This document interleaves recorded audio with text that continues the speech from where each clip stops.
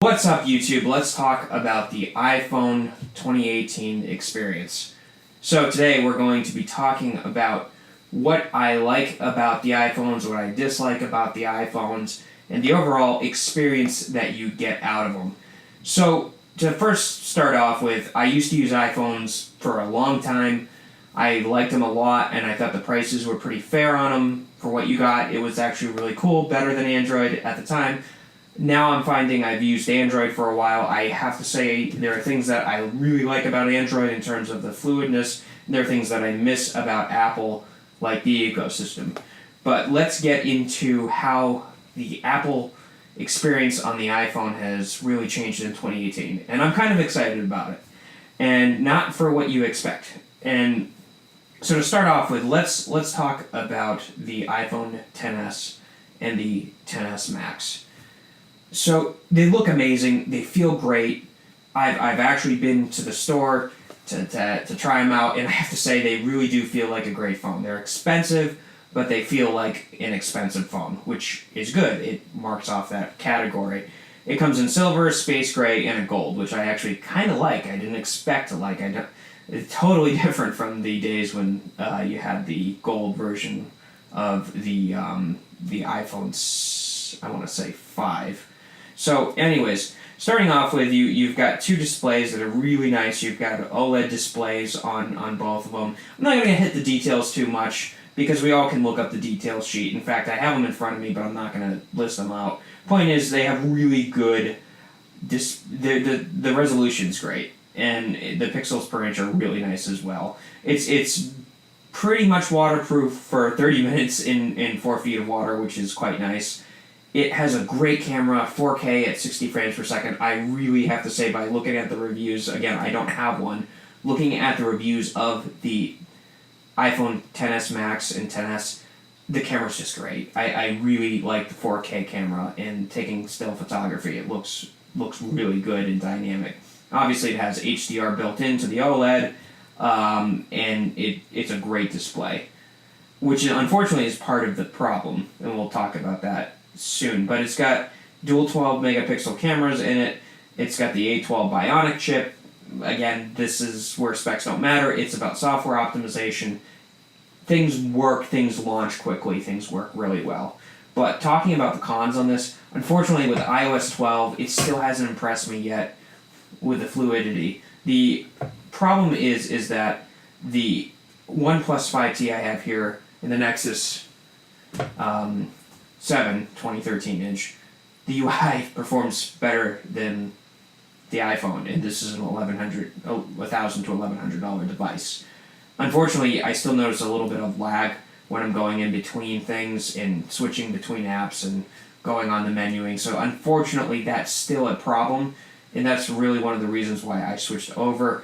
Obviously, the ecosystem is a really nice thing to have, and you want to check out, I'll have a link in the description from Marquez Brownlee, MKBHD on that, but it's hard to go from this experience with the Android experience to back to an iPhone when there's still some lags. So it's a little bit dated as well. I know on the iPads they fixed the experience, but anyways, the overall experience of the iPhone XS and XS Max are great. I really do like the experience, with the exception of a little bit of the lag, and it seems to be like a very good premium phone. Is it worth upgrading from a 10 to a XS?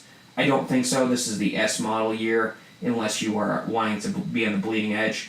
And unfortunately, another con for this device is that the XS Max is a totally different resolution than the XS, and unfortunately, apps aren't properly optimized. In a video that I will link in the description from the average consumer, basically mentions the fact that, yeah, he went to go play a game and he couldn't play it because part of the display was not showing and it was cut off with the notch, which is still an unfortunate side of the iPhones, which hopefully we'll get rid of. And I think they wanted to, based on the wallpaper that is all black, that kind of tries to hide the notch. So moving onwards to this is where I'm really much more excited about.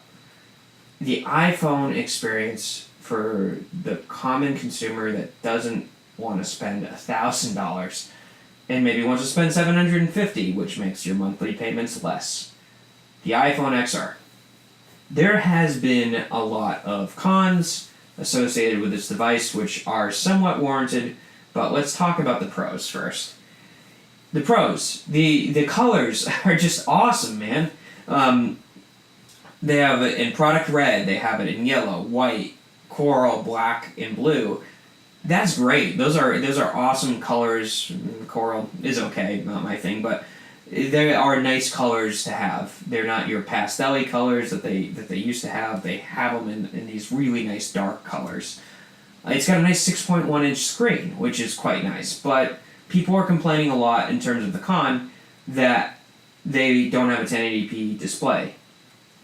Yes, they don't have a 1080p display. And yes, my $500 phone does have a 1080p display. And yes, the Poco has a 1080p display. And that's a $300 phone. They cut corners in that regard. And they have a lower pixels per inch. I think it's like 326 pixels per inch.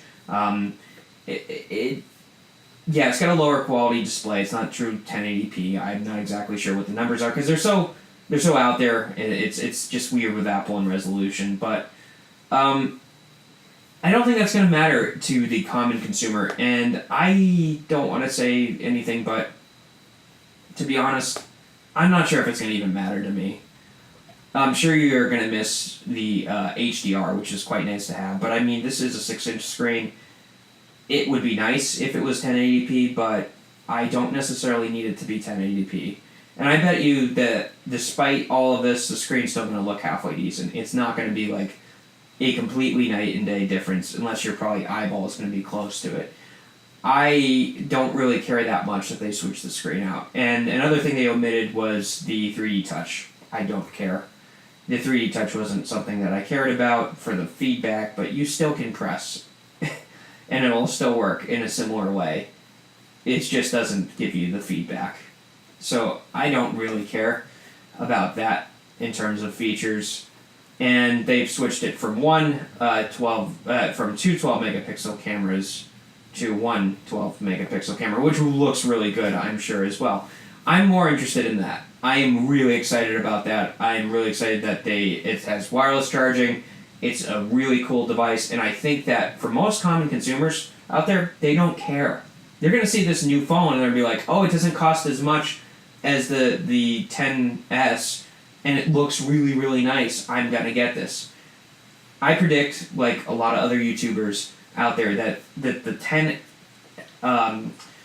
10R, of course, these names I'm not a fan of, it's just going to sell. It's going to sell a lot better. And I'm more excited about this phone because Apple's finally selling a decent consumer phone. Not to say that I want to say the iPhone SE was bad. It was a nice form factor, but not everybody wants that size. And I'm more excited about this device. So I think that the experience that they've done for 2018 is actually good. I was wishing that they got rid of the notch, but I can't say that they're gonna get rid of it anytime. I expect hopefully next year that they will get rid of it. However, we'll deal with the notch for now and have the Face ID and not a fingerprint sensor, which I kind of prefer. But I can't wait to see this thing. I can't wait to try it out. I'm guessing that this is going to feel pretty good. I'm going to guess that it's going to do well. I don't know or see myself switching over from Android to iPhone to iOS. Again, like I said in a video when I got this phone, I don't see myself switching over.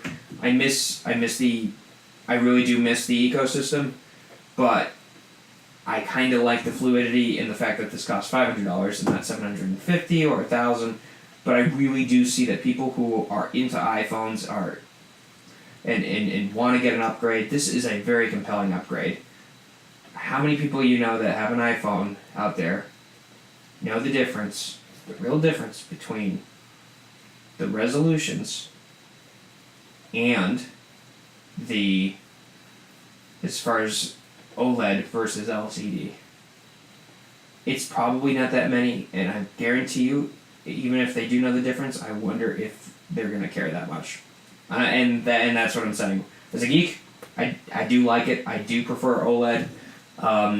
It's just I don't think many people are going to care as many as other geeks are out there. And Lou from Unbox Therapy, having the largest subscription base, kind of doesn't like it, but I don't think people are going to care. And I think that Apple finally created a decent Apple budget phone that is quite compelling. Anyways, I hope you guys liked this video. It was a little longer than usual, but this was the iPhone experience in 2018, and quite frankly, I think they did a good job. I'm not a fan of the fact that the iOS is a little not as fluid as it should be, but I'm hoping that the fact that it's a lower resolution display, it might actually work better. And it might have a longer battery. So I'm more excited, believe it or not, for the 10R than the 10S. Anyways, thank you guys for watching this video. If you liked it, give it a thumbs up. If you disliked it, give it a thumbs down. Let me know what you think in the comments below. And I will see you in the next video.